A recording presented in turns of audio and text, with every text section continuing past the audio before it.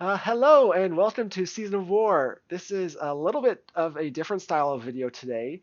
Um, we have a few of our competitive players from our local competitive AOS team here. We recently just came back from a one-day, three-game event out at a store near here called Critical Hit, which again always hosts awesome events, and we love playing there.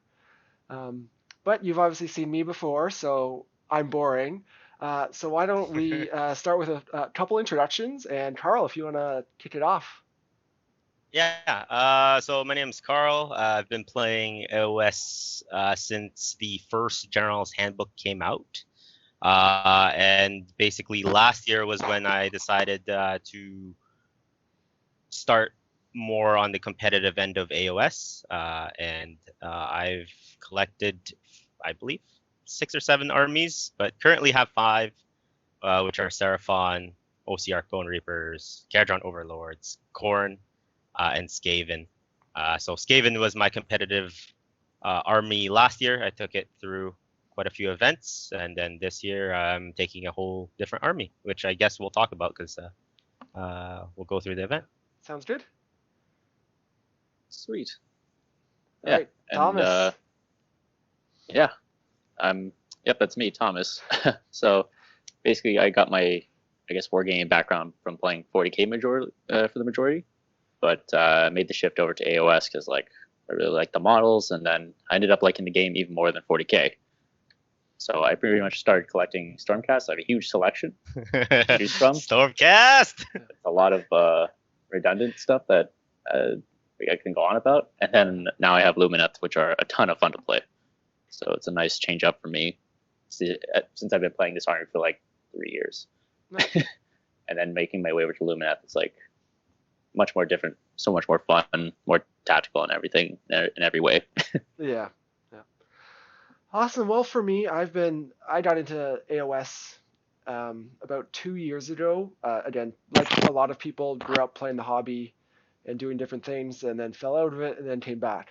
And pretty much started doing events at that time around 2 years ago to just get more games in, just because I love playing, meeting new people, all that side of it. I started out with Sylvaneth, and then in the kind of weird limbo of the new book coming out and like but being delayed for 3 months, that's when I dipped my toe into Idoneth Deepkin. Um, and then since then I refurbished all my old high elves for Lumineth also, and um, have a little bit of a cities army that's I haven't really done much with. But then I'm also, just for practice and testing, also have a little bit of an OBR army in the works also. Yeah, so a good collection between all of us. It's funny, Carl, you talking about KO and Seraphon, both kind of are like the current big hotness, but you are an OG with both those armies of having collected them well before they were cool. Yeah. With Seraphon, I remember it was my very first army, very first game where somebody uh took 3 more Tarks against my Carnosaur and 10 Saurus warriors. So that was my first game of AOS. And then, I was like, how can I make them good? Yeah, But with a new book now, I don't even really need to try, if that's a thing. yeah. Um, anyway, so I just topic of this video is pretty much just having come back from an event.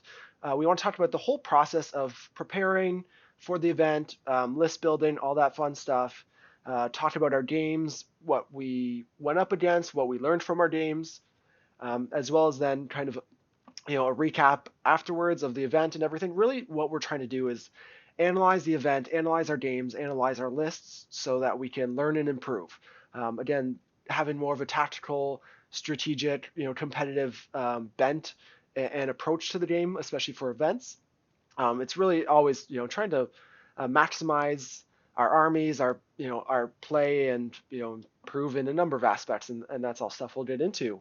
Um, talking about event preparation, the event we were going into was a one-day, three-game event, and the three missions were Better Part of Valor, Total Conquest, and Battle for the Past. So obviously we were all preparing for those three missions.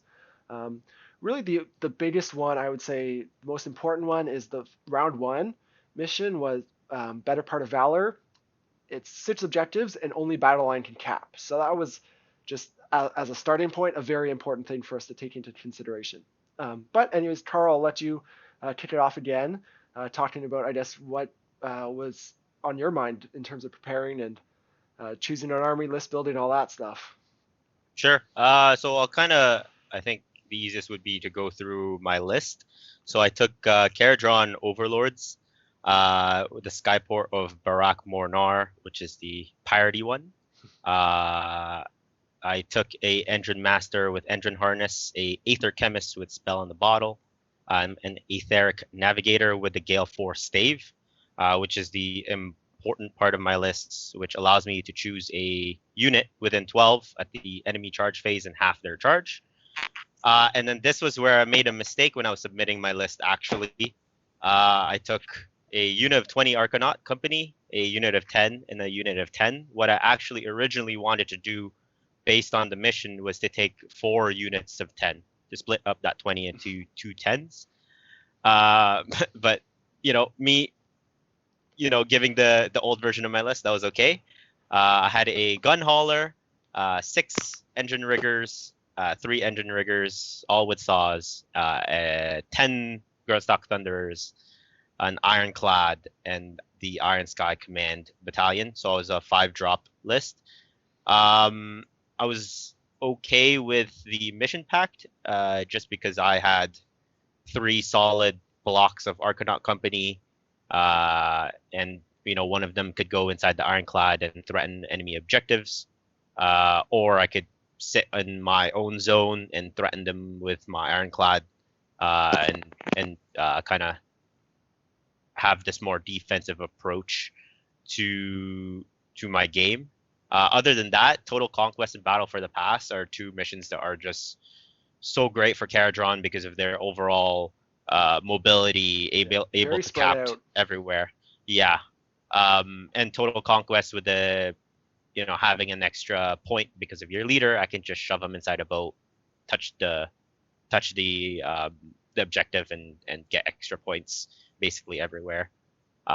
So those 2 missions I was pretty confident in. The Better Part of Valor was the one mission that I was kind of a little bit iffy on, and that mistake of me submitting the list with the 20 10 10 instead of 4 units of 10 meant that I had to play a more defensive approach to that first game. Yeah, you had 3 battle line and they all had to sit on your own objectives. You couldn't actually cap any of your opponents. Correct. Yeah, instead of that 4. If I had that 4, I would put 10 inside my boat and then go off and try to cap one of my opponent's objectives. And with Aether Gold allowing me to reroll my saves, my battle line are so tough to take out. So I was okay with the first mission, but I was a little bit worried because of that mistake of me sending in my list, the older version of my list. Yeah. And now, how do you feel about, obviously, we see KO in a decent place in the meta, but there's a lot of different lists. How do you feel about, I guess, the specific sub-faction that you took and how that sits in the meta? Because that's, I think, a more unpopular choice. That's correct. I actually originally, when the book came out, I already had a full Caradron force basically built. So I tested the sub-faction that you'll see the most, which is Zilfin, which allows you a hero phase move, and then you can drop out your men in the movement phase and move them around. But that's more of an alpha strike sort of list where you're attempting to take off as much of your opponent's list as possible in the first round, and then after that you kind of are either subjective to a double turn, which means you lose a significant amount of your list, or you go I go you go, and kind of alternate turns, and then you sweep your opponent. So there's no sort of control to the list. With Mornar allowing you to have the Gale Force Stave, that allows you to have people's charge. And so you can control your opponent's movement. Some people won't even attempt to charge you because of that Gale Force Stave. And even if they do come in, the Ironclad has last word, so you shoot your main gun. So if an opponent is attempting to charge you with 3 units, you half the charge of the one that's the most scary. The other 2 come in, and then you shoot one of them, and it's severely hampered. And then when they do get into the ironclad, you spend that gold if you think it's going to go down, and you have a 3 up rerollable save, which is incredibly hard to take down. As well But as the as shot, well, yeah, that's big. yeah, as we'll see a little bit later on, mistakes can happen. So, yeah, but that controlled half charge is really why you take Mornar over Zilfin. And I also take the Warp Lightning Vortex to give me even more control, because then my opponent can't fly and can't run and have half charge. Yeah. And So you have it's 1 or 2 of the heroes that can have movement as well. So yeah, I do have a control. Aetheric Navigator. Yeah, so half a charge or half the movement of a flying unit. So I use it on Maw Crushers, Archaeon, any of those big units that threaten you, really. Marathi, any of those units. So they half move, then if they're close enough, then I half their charge as well. So it's a lot of control. Yeah, really neat. Really cool play style that I think is a little more unique in the game right now. Yeah, it's not as popular. It's the list really is the brainchild of a guy named Sean Tubman in Australia. So that's kind of the basis of the list. And then I just added some things that I like a little bit better. Put your own spin like on the it. engine, the engine master, so I can have some combat punch, and then the Warp Lightning Vortex for more control. Nice. All right, Thomas, what did you bring? All right, so I brought Lumineth because I'm crazy about them now. They're so much fun to play with. So I guess looking into the mission, especially the first mission, how you can only cap objectives with battle line units. With Lumineth, every warden you take, you can make a Sentinel or a Dawn Rider unit a battle line as well. So with that being said, like I had 4 battle line choices basically, and I could like get to objectives easily. I have enough people to get on any objective on the board, or even the Dawn Riders to take them away. So it was like pretty handy mission actually. It wasn't too bad. The other 2, I kind of just realized, you know what? I just had to keep my wardens at the front, just to like trade, or like just screen them out from the rest of the army. Because like, well, I guess we'll get into the actual rounds later. I see on this list here. And you took so basically my wardens were designed to trade whatever comes in. Yeah. And then I would just pound them with archers and techless and the horses or whatever. Yeah, so you had a pretty like kind of standard Venari build in terms of, the Venari elves that are all wizards with the wardens and sentinels and dawn riders, and techless obviously. You didn't not join the mountain side of things at all.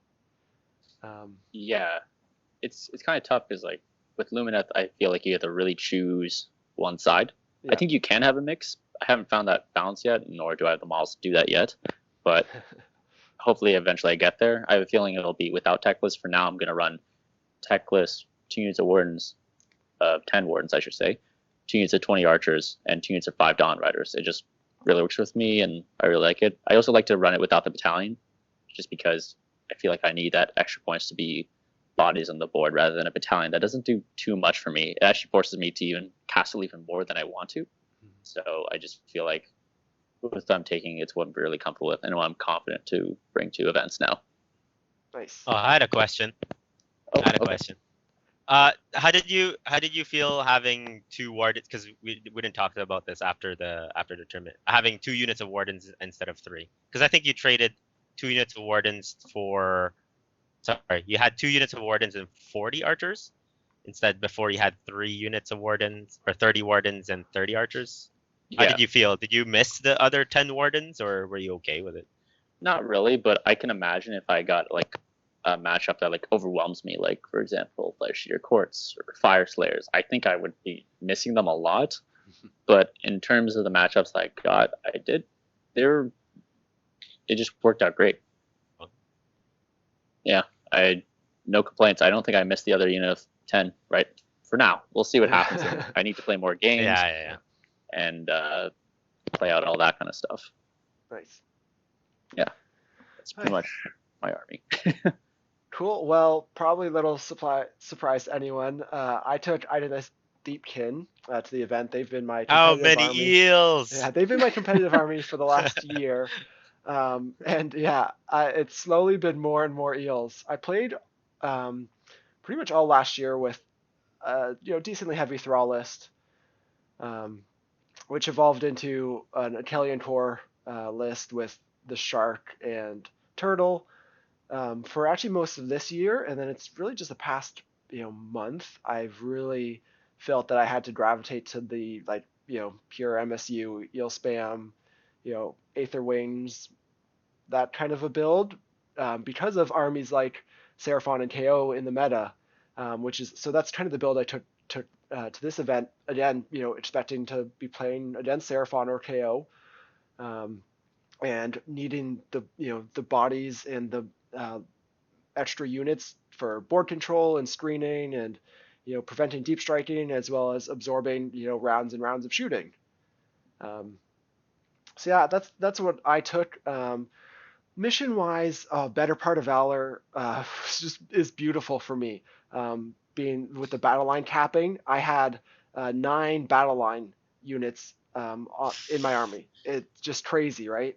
Um, so I ended up taking 10 thralls also. I had 2 units of defensive eels and then I think 4 or 5 units of offensive eels. So yeah, that's a ton of battle line flying around. My offensive hammers are able to cap after they hit stuff too. So that's a strong mission for me, as well as the other two. Again, with you, Carl, with your KO, the missions are pretty spread out, all the objectives, and there's a Yeah. lot of area. So it allows me to spread out, you know, put my power in different places, and if anyone does get to hit me, then they're not hitting very much at one time.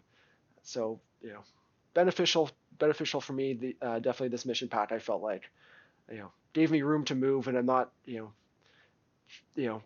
close quarters too much, which is just exactly what I want to be, the spot I want to be in. Then obviously meta-wise, Deepkin I feel like are in a great spot, as we all know. They always trying to seem to be like they're not never the top army, but they can always fight with the top armies.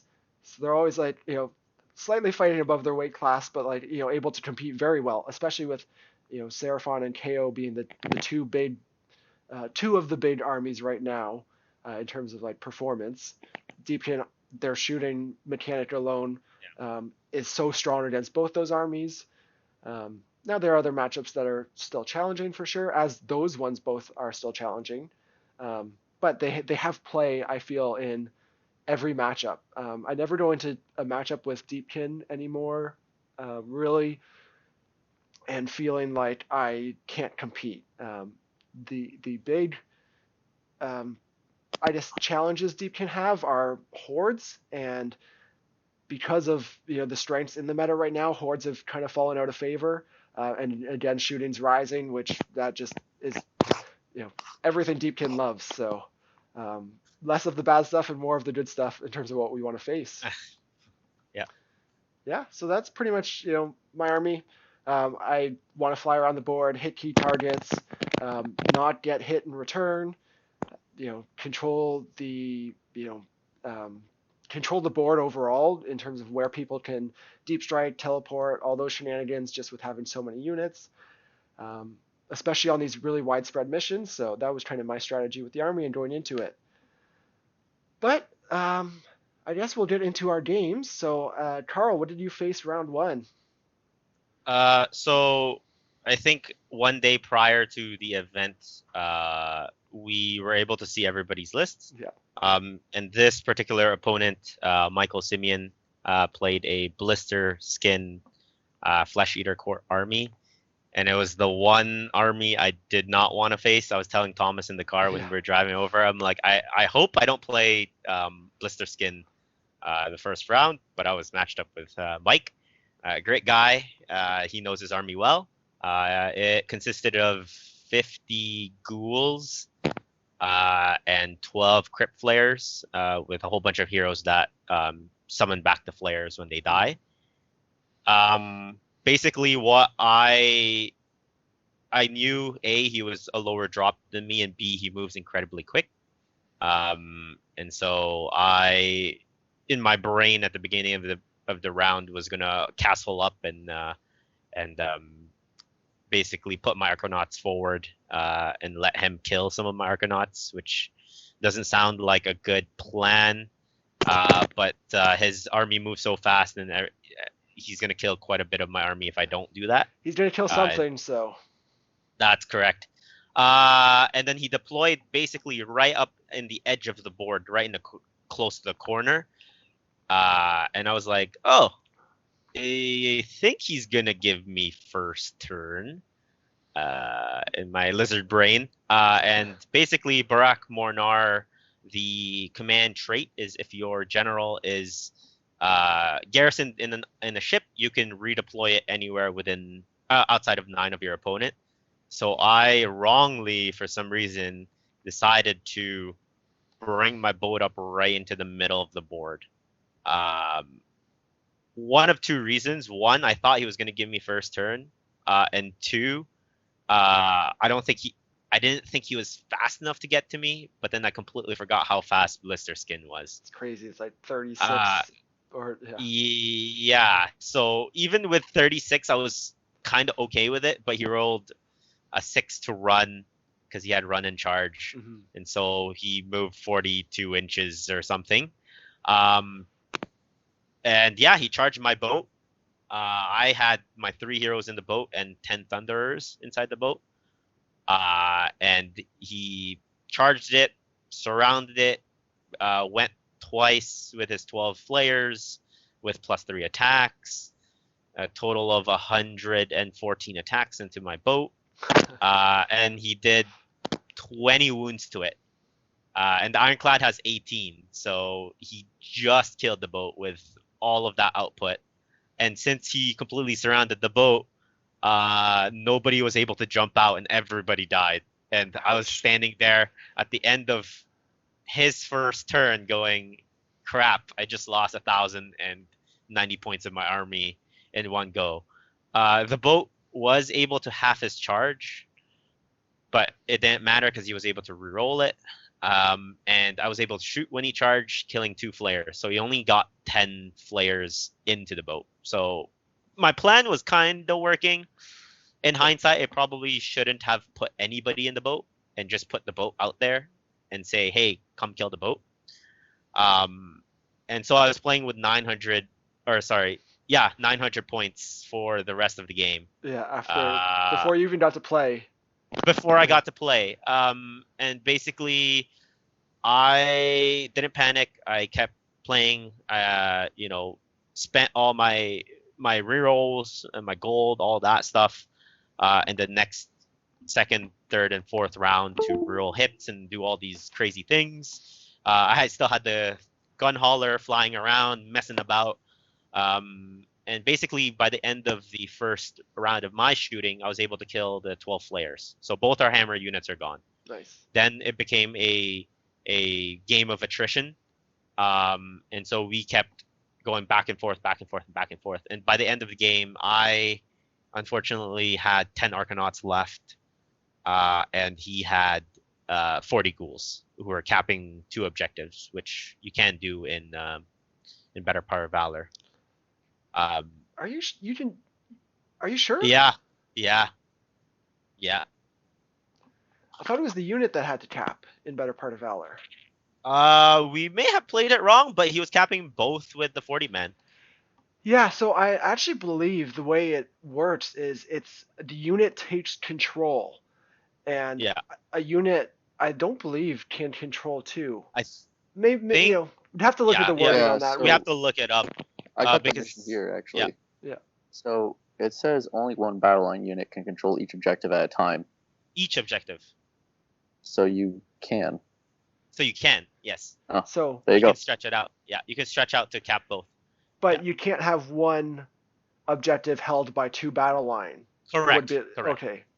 Correct. So he stretched out. We actually looked it up at the beginning of the game, and he was able to stretch out the 40. That's a weird distinction. On 2 very interesting.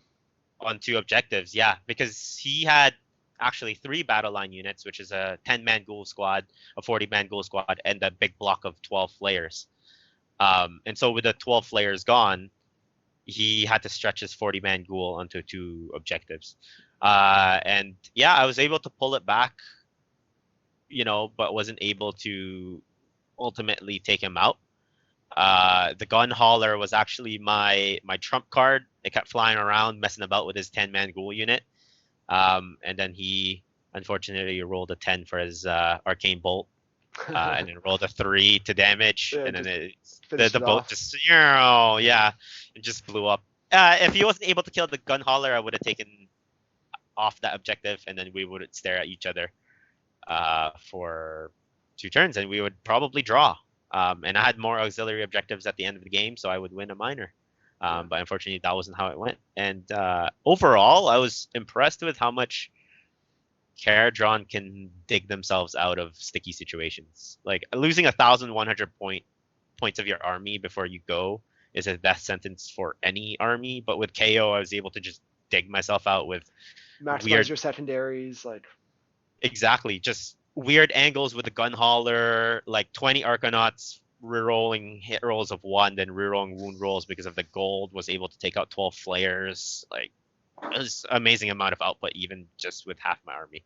But yeah, I lost the game. Mike played a good game. He targeted the Ironclad, and it went down. I was too confident in what it did, so it took me out. Worth noting also, obviously, practice is always a big thing. And actually for both you and Thomas, these armies, you've played KO before, but in terms of the new book and the new build, you've just been doing this the past couple weeks, really where you moved to KO. Yeah, so the tournament would have been my 5th, 6th, and 7th game with them. Okay. In this new list iteration, and I was still experimenting. And funnily enough, each of my games prior to that, I got the choice of turn. And this was the first game where I didn't have choice of turn, and I, would play the scenario out in my head if that was to happen. But the way I kind of approach an army when I first started is have a regimented plan, and then start to adapt from that later on as I get more and more experience with it. So my regimented plan was predicated on that pre-game deployment, and I shouldn't have done that. I should just in that kept situation. It wasn't in the that right situation. move. Yeah, it was the right move. Yeah. I did you. So yeah. Actually, I got a question for your. I guess a game. Would it have made a difference to actually, like, let's say, sacrificing 10 Arcanauts, just throw them in front of the boat?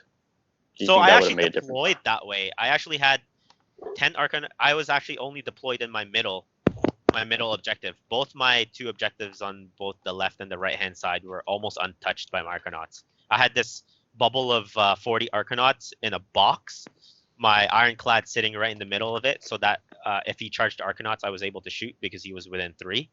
The small boat was right behind it, and my engine riggers were in 2 lines, basically 1 inch away from my Ironclad, so if he was to touch the Ironclad with a second pile-in, I would be able to heal it on my turn. The small boat also gives me a 6-up feel no pain. So if he was to get in with his flares, with all his mortal wounds, I would be able to roll 6-ups against it. And having all 10 flares touch my boat, attacking twice, only did 20 wounds. Yeah. So if I had that 6-up, you live with 1 on average. I live on 1 at average, and I would heal. I had 9 engine riggers, so 4.5. Let's say 4 wounds, 5 wounds. I would be alive with 6 wounds. And then if I got turned, it would be another 6 wounds. Yeah. Cool. Thomas, do you want to jump into your round 1 game? Sure. It's kind of interesting. Basically, it was against a guy named James. He played Sylvaneth. And honestly, I totally underestimated this guy. He's just so unassuming. He's just so deceptively. I don't know. I guess he went. He says he just plays for fun and stuff like that. But little did I know he had a background in competitive 40K. So he did play. He did play very well, actually. Because like what ended up happening is that I just took some objectives, made sure I was like holding it and not letting him getting it, like zoning him out on the first turn. His turn, he snipes my Caliphate, which is like one of my key units in Lumineth with the Alariel. Like she just zoomed up the board, chucked a spear at her, dead, 5 wounds, just done. Yeah. So that was a crippling blow to begin with. And then after that, he proceeded to destroy unit 10 Wardens and unit 5 Dawn Riders. He just ended up planting some trees. Teclis was outside the range of unbinding. So basically, he like teleported a guy in, killed a bunch of stuff, and I was like, I'm back heal there for a while. So basically, what it came down to was, I think on his turn 2, because he doubled, he ended up burning all his objectives, which is kind of strange because he had no control over mine. So he was just at 6 points, and I guess he was just banking on me losing one of them. So basically, it came down to me preventing his battle line with Teclis coming in and taking the objective, because I was just basically stalling and just hoping I get more points until the end, because he had quite the upper foot on me. But then it just, through attrition, basically Archer's just whittling all his stuff down, Spirit of Durthu just like slowly just taking arrows and arrows, and Teclis just barely killing Alariel by himself. Basically, the game came to it was super close, but I ended up taking it. Nice. So, yeah. Bit of an unassuming army, obviously, with Sylvaneth, and then thinking a guy who isn't, says he's not the most competitive, but has a background in other competitive games. So probably wasn't what you were expecting out of Sylvaneth. No, not at all. It was a good game though. He was a really good player. I really enjoyed playing against him, and honestly, I totally thought I was going to lose that game. Yeah. Just from sheer hubris. I was like, Sylvaneth. Yeah. And then I just got like Durthu'd in the face, just like doing 6 damage to my guys, like because of like was a Shining Company. I thought I'd be like semi okay, but this guy's like hitting on 2s. I'm just like, oh. And then he had a Feel No Pain, which we figured out later. It's just a reflection. Like if you do wounds to him, it does damage back to you, and not a Feel No Pain and that ability. Yeah. Exactly. Yeah. So, which is fine. We ended up playing a full game, which is nice, and it was good. Nice. Sweet. So my round 1 was against a solid local player who we play with a bunch, Mitch, awesome guy. We actually, having looked at all of the lists like a day or two before and talked about some of them, Mitch's was actually one that we kind of identified as potentially struggling on round 1. He was playing like a 5 Bloodthirster Khorne list, and he had his big boys, and then 3 units of 5 of the Flesh Hounds were his only battle line. So we were, it's and Starbrand in there, and we were just when we were talking about lists, we're like, okay, that's one where he's probably going to struggle on this mission, because if somebody can take out his battle line, then he's screwed. And so I ended up matching up against him round 1, and with my mobility and everything, obviously felt comfortable with that matchup. And especially after deployment, I knew he was going to have a choice of drops. So I'm 13 drops. So I basically deployed everything towards the edges and at the back of my deployment zone, like literally on the line of like a millimeter outside of the threat range of all his Bloodthirsters. In that list, he can obviously like attack when he attacks with one of them, they all attack, so they just pop off. So I knew, sat outside of all that, but I had a couple eels deep striking and a couple toward the edges of the board that could hit his objectives on the sides. He deployed most of his Bloodthirsters kind of in the center of the board, so there's potential for me to hit his objectives, and he just deployed with a unit of Fleshhounds on each, and the 2 outside ones were kind of bare besides the Fleshhounds. So, and I was very defensively deployed, so that he wouldn't be able to do anything if he took first, and so he gave it to me. I moved up a unit of 3 Morrsar eels on either side of the board and hit a unit of Fleshhounds each, and took out 2 of the Fleshhounds before he ever capped those objectives, and it meant I capped them round 1.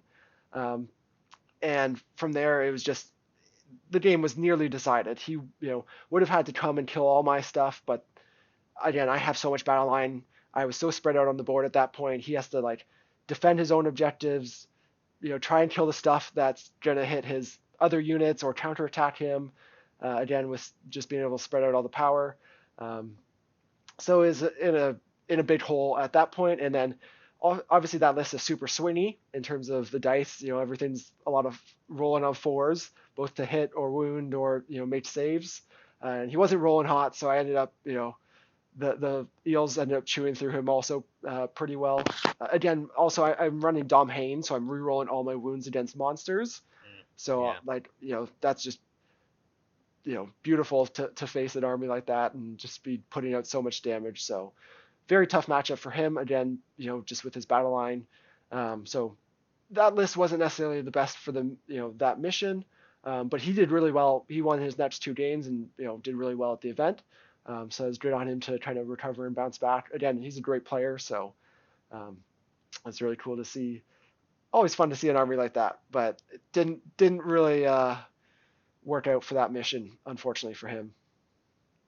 And that is an interesting point, with the GHB 2020 being some of the missions being weighted towards certain unit types. It really benefits you to look at a pack prior to an event and see what missions there are and tailor your list that way. There's very few armies, that can just rock up to a tournament with the exact same list and do well. Yep. Seraphon being one of them, as we know. Other than that, there's not very many out there. Yeah, and even just as a good example, again, talking about like the Italian tour list that I used to run, there was a mission or an event me and Carl went to that had the last mission was focal points where you get extra points for monsters and behemoths, and that list has 2 of them, and that literally won me the final game in round 3, just having those 2 monsters in that list. So it's so important, like you said, when a pack comes out and you're preparing for an event, you have to take those things into account, because you can have a very strong list and you lose just because of the missions, like what happened to Mitch. So that was just a challenge that army couldn't deal with in that situation. Yeah, for sure. Yeah, on to round 2.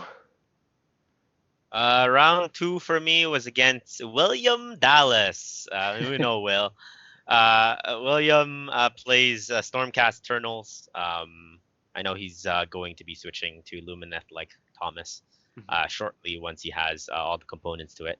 But he was playing a shooting Stormcast list with 9 Vanguard Raptors. And he was so excited about Lumineth that he had some Lumineth allied in. He had 5 Dawn Riders and the Light of Eltharion in his list, which was interesting. 10 Evocators and then Anvils of Heldenhammer. This was on Total Conquest.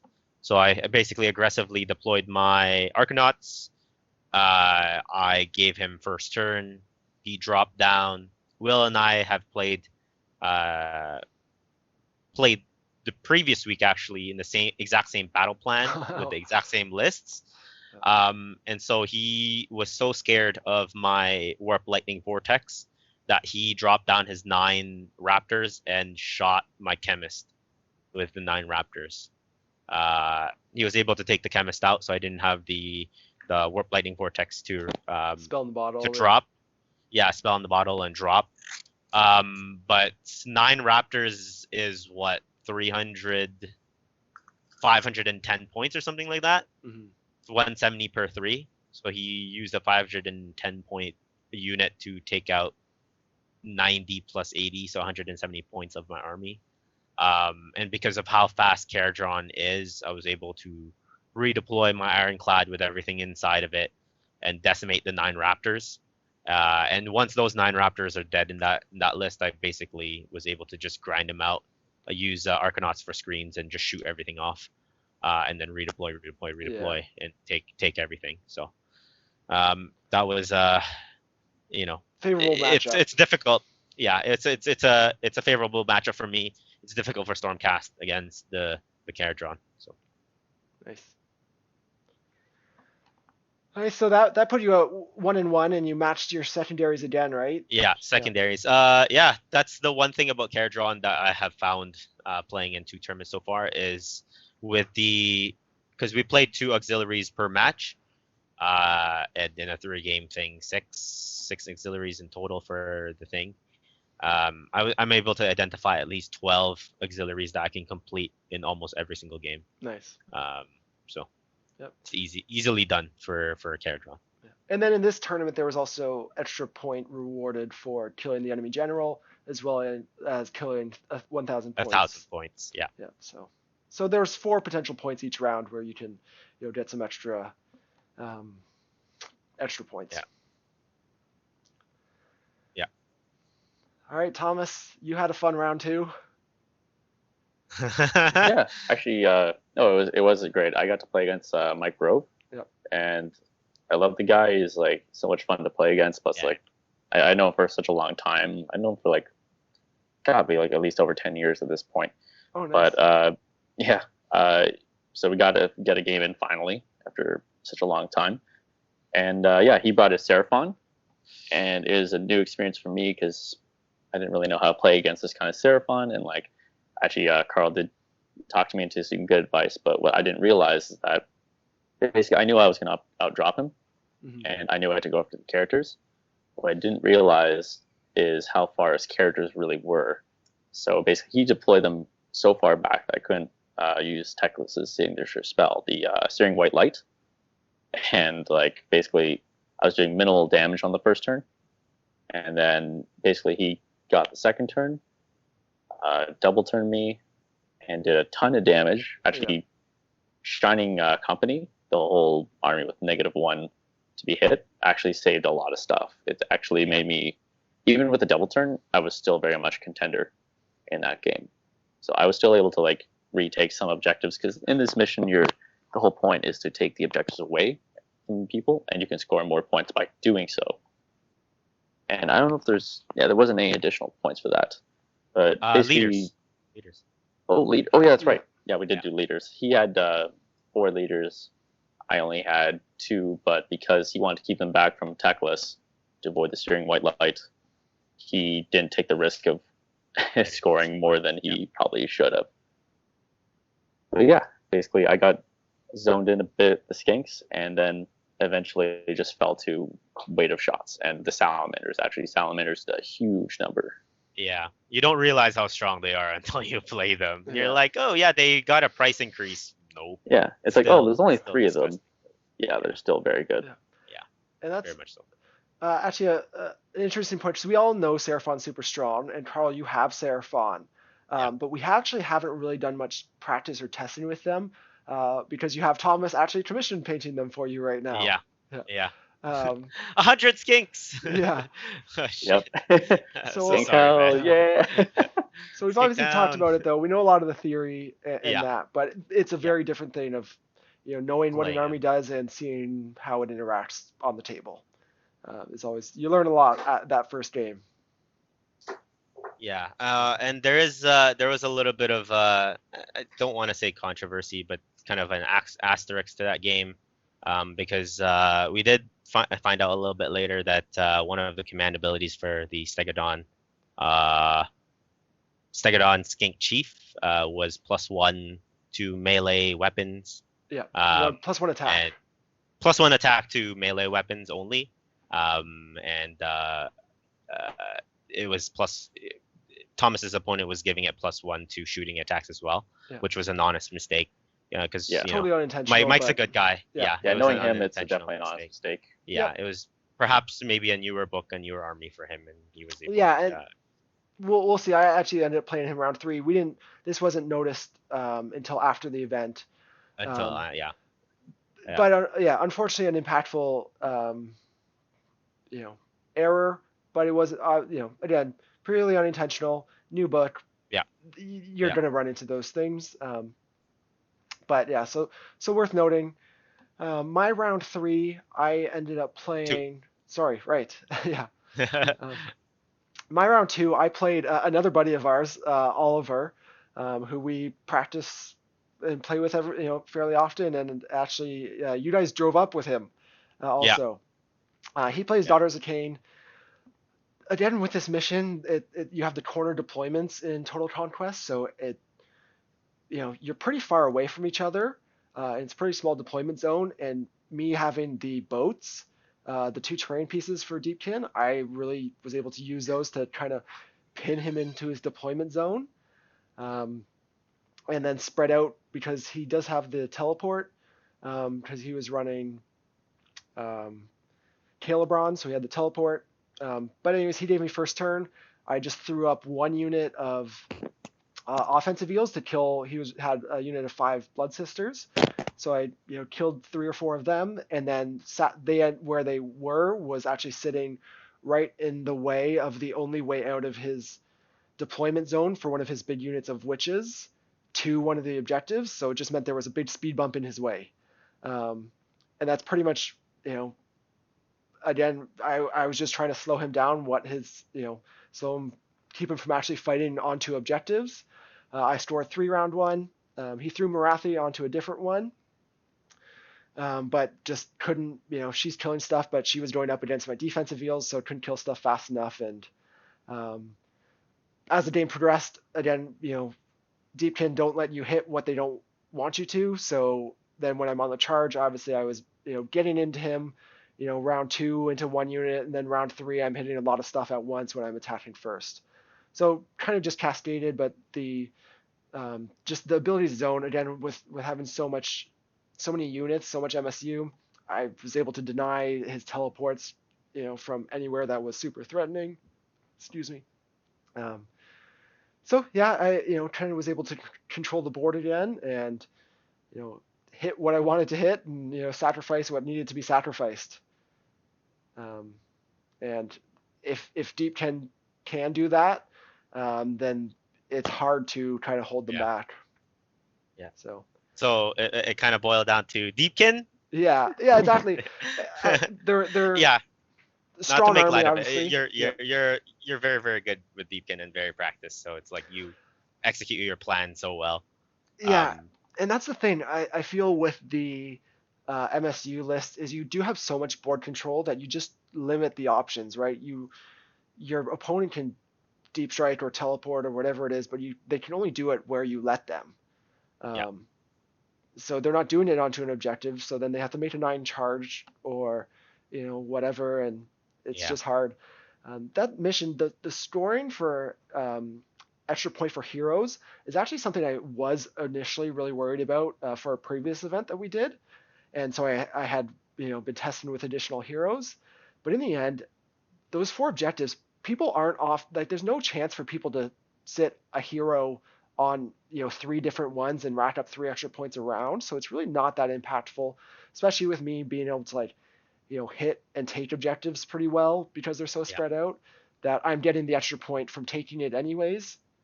And I do have 2 heroes, so from round 3 on, I was storing 2 extra points. So able to pretty handedly, not it was a good game and a close game, but always felt like I was doing what I wanted to do, and the tempo of the game was where I wanted it to be. It never got into any kind of uncomfortable positions. Mm-hmm. Yeah. So going into the final round, you were sitting 1-1 now. Yeah, 1-1 with max secondaries. So I was in a good spot. The highest I could place was basically 3rd. If I maxed my 3rd round, so I was really adamant about playing well and choosing secondaries I can score easily. And so my 3rd round was actually Thomas's 1st round opponent, Mr. James Lawler, who was playing Sylvaneth. He apparently smashed his 2nd round opponent in, I don't know, I think he said 35 minutes or 40 minutes or something. So he did really well. And Thomas and I were talking in between rounds, so I wasn't really underestimating him, but I definitely underestimated his army. I was like, it's Sylvaneth, it's no problem. And so I ended up giving him first turn, which in hindsight I shouldn't have done. I should have taken first. He left Alariel in a vulnerable position, and I could have probably killed Alariel straight off the bat and dealt massive damage to his army because of the Warp Lightning Vortex, but I didn't get the opportunity because he basically was able to teleport his army into nooks and crannies with the trees and impact on me. The Gale Force saved me. I halved Alariel's charge, and she wasn't able to get in. Durthu got into the boat, but I shot the Durthu, and he was bracketed. Basically, he wasn't doing his 6 damage sword. And basically, we played a very, very strange cat and mouse game. He kept tagging the boat, trying to do 8 wounds to it, so I couldn't fly high, and using Tree Revenants to teleport and cap objectives. This is Battle for the Pass. Never threatened my home objective, but he did threaten the 2 side ones. And the game ended with me having to make 2 10-inch charges. One to get a chemist onto an objective, and I was confident the chemist was gonna beat up the dryads because he shot him, and they were gonna battle shock off. So I was gonna take the objective, and then my ironclad was gonna charge a unit of 30 dryads that I whittled down to 5, and they were gonna basically battle shock off as well. But if I didn't make those charges, I wouldn't obviously take the objectives. And I was able to make both 10-inch charges. So Nice. I ended up winning the game through that, max my secondaries, and I was in a good spot to place 3rd. And I basically ended pretty early, so I was able to watch both Thomas's and Jordan's 3rd games. Nice. Cool. Well, yeah, I guess I'll start on my final game. What did you play? Seraphon again. Oh, nice. This time, I knew what to look for, and actually the scenario was actually kind of favorable because we're playing long ways. So it helped me screen out basically his army. I basically put the 2 warrens at the front, had the cav ready to charge whatever he decided to teleport nearby, and the archers just like picking at units. If he'd come for the middle objectives, I'd shoot him off, put my wardens on them, and just like try to make him make a move. Yeah. And I realized also with both opponents, my Seraphon opponents, having Croak on the battlefield. Basically, with Techless, you're only really casting 2 spells per turn. So for those who don't know, it's basically either cast 1 at Unbindable. Cast spell was Unbindable 14, and yeah, can't be stopped. Or you can do 2 at unmodified rolls of 12, or 4 at unmodified rolls of 10. So I realized against Croak, I have to basically bait out his unbinds through Power of Hish, Speed of Hish, all my other spells basically that I don't want to go after, which are Protection of Techless, my Mortal Wound Bubble, basically to help me prevent save after saves and all that stuff. Keeps the army so tough, so incredibly tough. And yeah, basically I wanted him to make the move. So and he wasn't doing it. So basically I put my archers a little bit forward in the back so that he would have a little deep strike space for the salamanders. And what ended up happening, he ended up doing it. I ended up boosting my save by a 2+. He kills like I don't know, 6 archers only. He kind of waffled a bit on the roll too when he was shooting with his salamander unit. And then he charged. He killed a total of 15 archers in the end. But then the Cowther ended up just battle shocking the salamanders off the table. Nice. Just bounced the casualties right onto him because all I had to do was kill 1 salamander with a dagger from the archers. And it happened. So that happened. The unit was basically gone. And from there, it basically just became him forcing himself to fight my wardens. Then my archers can just shoot him down. Dawn Riders could also charge him as well. And at that point, I was able to just go ahead. Yeah. So it was nice because it was the one game I felt like I had a lot of control in. Yeah. Good way to finish off.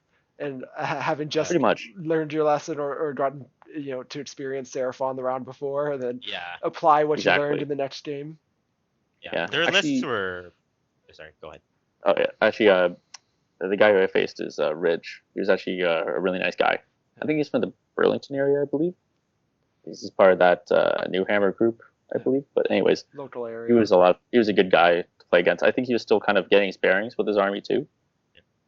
But yeah, he was having a pretty good day at the event. He was 1-1 as well Nice. at that point. So yeah, it was a fun game against him, and he was a good guy. Sweet. I had a question. How many wounds did you do to the salamander with the daggers? Like one.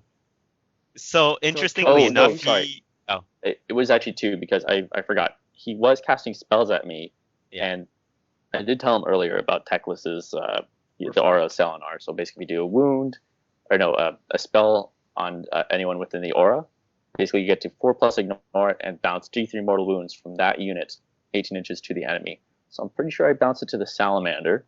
So I did at least have one wound on it, and then he teleported and did all that shenanigans. oh, and then you stabbed them once. Yeah. So It's I think it was actually it's actually interesting because if you're aware of the Cathalar's ability to bounce Battle Shock onto you, what this takes an enormous amount of planning and knowing both armies. You can actually put the wounds on the Salamander because the Salamander has 3 wounds instead of the Skink Handlers who have 1. And then So not he force wouldn't battle have shock. so he wouldn't have Battle Shocked if you put it on the Salamander because he only did 2 wounds instead of 3. Oh, you're right. Yeah. Yeah. But that takes like huge foresight in order to like do all of that. Yeah. In order He even had the opportunity to go after the Calathar too, I think, with those salamanders, and he didn't take it. The Calathar is the breaking point. We talked about this among us a couple times. The breaking point of that list. And probably I think also once people start realizing. Sorry, I was just going to say probably also his first or one of his first games is against Lumineth. So against them. Yeah, so you don't learn those things until you really see it in action. Exactly, and I think after a couple of events, people are going to start realizing, you know what, the Calathar is pretty critical to go after, because otherwise, I'm ignoring Battle Shock. I don't care. You can kill a bunch of guys. It's just like, because other than that, bravery is actually a big problem with Lumineth. If you don't have command point, you don't have that Calathar. You're doing -1 from your Aether Quartz if you lose the Calathar. Yeah. That's right. Yeah, not being able to bounce that Aether Quartz or to absorb it from the units that are taking the negative bravery is a big deal. So, especially with the nation I'm playing, which is the double Aether Quartz nation, Sayar, which is Sayar. Yeah, it's pretty critical to have a Calathar around them. For sure. But yeah, that was pretty much my round 3, and ended up finishing 7th. So that was all right for I think the second go. Yeah. Cool. Yeah. So my round 3, I had 2 wins and matched my secondaries both rounds up to that point. So I was sitting on match points at 20 going into round 3. So ended up facing Michael, who Thomas had faced round 2 with his Seraphon in the final match. And so this was my first time ever playing Seraphon. And well, we've talked about it before, and you learn stuff online and watch batreps and that. So I had a good understanding of what they did. So I wouldn't ever say I was unprepared going into it. But there's little things like just the little minutia of the rules and how they work that you don't really understand until it happens, right? Until you play against them, and then you go look at War Scrolls or Allegiance abilities and have a better understanding of the army. But I felt, again, so this was Battle for the Past, so very spread out. I'm MSU, so I was able to zone out my whole half the board. He gave me first, and I just moved up some Aether Wings to absorb shooting, as well as my Achillean Kane, who had the Cloud of Midnight to block out a round of shooting. So just as a quick summary, kind of the tempo of the game, again, went pretty much what I was expecting. I kept throwing, units up to take shooting and absorb shooting, whether it's the Aether Wings or defensive eels that are ignoring rend or whatever it is, or my queen or my king with the item just blocking shots. Knew what the army wanted to do, and I kind of just zoned everywhere out and didn't let him teleport anywhere that was interesting for him. And honestly, just I felt like the tempo of the game was very much in my favor again, and I felt in control because of that. Obviously, there's always impactful moments and things that could go either way, and I won priority into turn 2 and actually probably should have given it away, but I ended up taking it, which didn't end up costing me in the end, but maybe it did because I got doubled round into round 4, and that really hurt just on the scoreboard. But basically, I ended up losing that game by I think it was 2 or 4 points, because there was one unit of 12 stinks that on turn 3, turn 4, and turn 5 just kept making their 4-ups to run away. And then he would run when they ran away, and he would run make a 5 or a 6 on his run roll, so moving like 13, 14 inches. So basically what he was able to do was go from like one of the side objectives to my home objective with his retreat. So those last 3 rounds, he was scoring extra points from those unit of stinks and denying me my own objectives. So denying points also. So in it was like a 24 point game. We were like 24, 26, and that one unit of 12 stinks alone accounted for a 16 point swing in the game. So outside of those stinks, I had like just felt very much that I was controlling the game, and obviously I was losing stuff and he was killing stuff, but it was kind of the sacrifices that I was expecting to have to kind of give. But that unit of stinks really kind of ended up punishing me, just being able to dance back and forth, making the 4-ups. Again, and the minutia of the rules, not knowing exactly how it worked, actually I realized afterwards I could have avoided that on round 3, because he had charged me with that big block of stinks before I had whittled it down to that 12 or whatever. And so I actually had 5 eels in combat with that unit on my turn, and he wouldn't have been able to do the retreat, but I charged in an extra unit. And the way that rule works is when a unit charges your stinks, they can then do that roll and shoot. So I could have just not charged in that second unit and just dealt with them with that unit of eels, even though they're not on the charge. They still just volume of attacks would have whittled that unit down, and it wouldn't have been able to pass a battle shock. But again, not knowing exactly how the rule worked, I did charge that second unit of eels. I really used it for extra movement just to get a blocker further up the board with defensive eels. So that hurt me, and that's a takeaway that I learned from that. Just to as a way to try and get around that mechanic.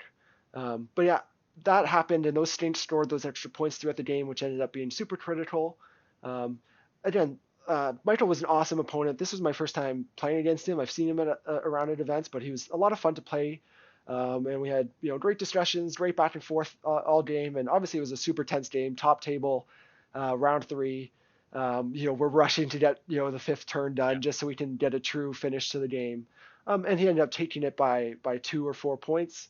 So it was a tough one for me, just having with that rule of the having made that error. Charge. Yeah, exactly. Yeah. Made that error, and then he made the 3 4-ups. It's like that was a hard one to lose. Not Michael played a great game and was an awesome opponent, so it was a lot of fun.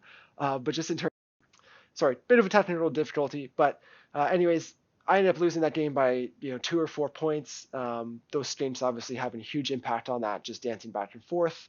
So that was a challenge, and obviously have a little bit of a better approach to that next time I play Seraphon.